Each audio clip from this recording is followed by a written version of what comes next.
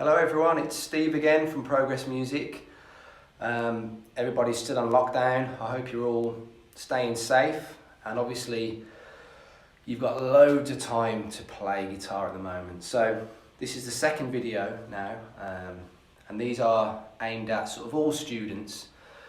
But one thing to bear in mind, they are a little bit mixed as far as the ability goes. So obviously filter through each video and find which ones are relevant for you.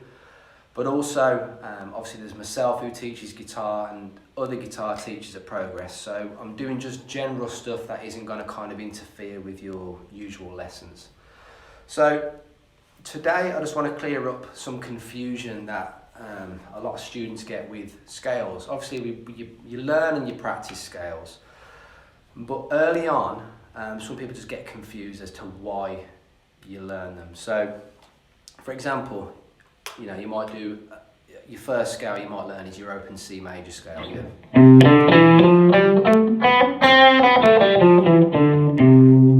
Now at first that just might feel like an exercise, but obviously anything you hear in music which has a tune, and what I mean by a tune, it means you can whistle it, you can sing it, basically a melody, something that sticks in your head, is scale based. So even though that's just a straightforward scale, in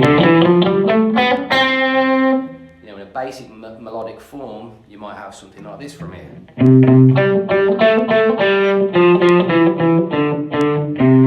Which I'm sure you're all familiar with. But obviously, that's not the most inspirational thing you want to learn to play on guitar, hopefully. So obviously scales can also be turned into things like this.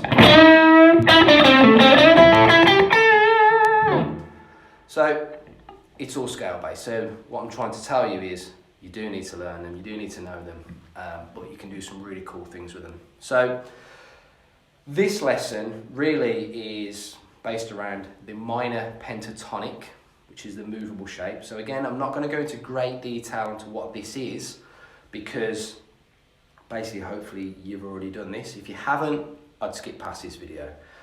So it's the movable position, and we're in A, which means we start from the 5th fret on the low E string, which gives us an A note, an A starting point. And the basic shape, again we're only going to use one position today, is 5th fret to the 8th fret, so that's the 8th fret on the same string. Next string, 5th fret to 7th fret, same on the next string, and the next string, so they're all 5th and 7th fret. Then bigger stretch on the B string, so that's 5th fret to the 8th fret, and then the same stretch on the top E string. So you end up with.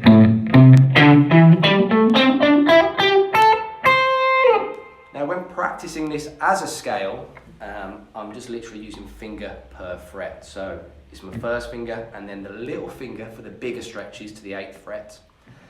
And then where I've got the shorter stretches, so the 5th to the 7th fret, I'm using the 1st and 3rd finger.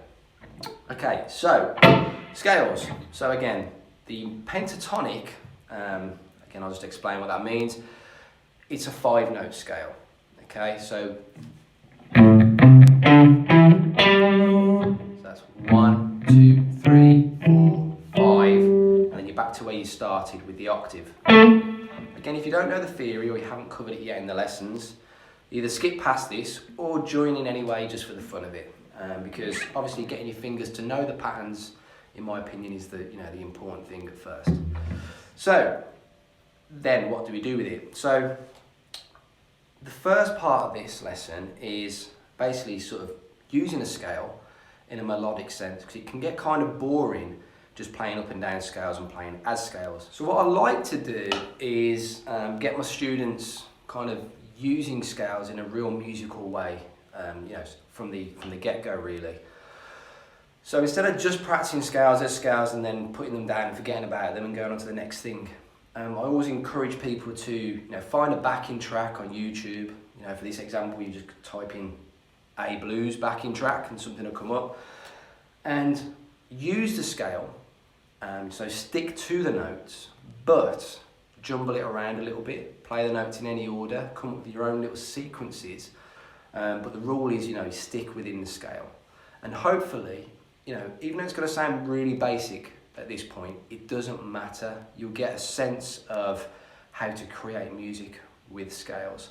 So I'm just going to show you a little loop that I made earlier, just a straightforward sort of blues thing, and I'm going to play around with the scale on top of it. Again, I'm not going to do anything crazy. I'm not here to sort of show off or sort of show you what I can do on the guitar. It's not about that. It's about sort of you hearing the scale as a scale, but in a musical way. Okay, so there's no licks or anything today. I'm just going to play up and down the notes and kind of make up my own sequences with the scales. So let's have a listen.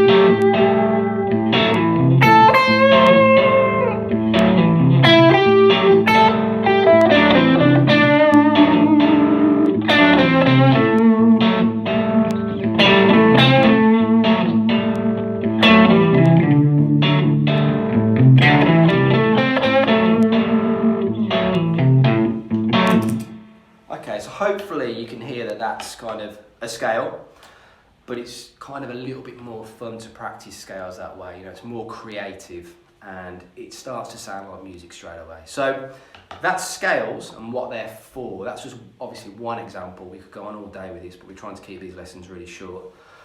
So practice your scales, and with the the movable scales in particular. When you get to this point, stick on a backing track. Play around with the scale first, and then when you're comfortable with doing that, that's when you can start throwing licks in there and some more fun ideas. Okay, so hopefully you have a little bit of fun with that, and yeah, we'll see you on the next video.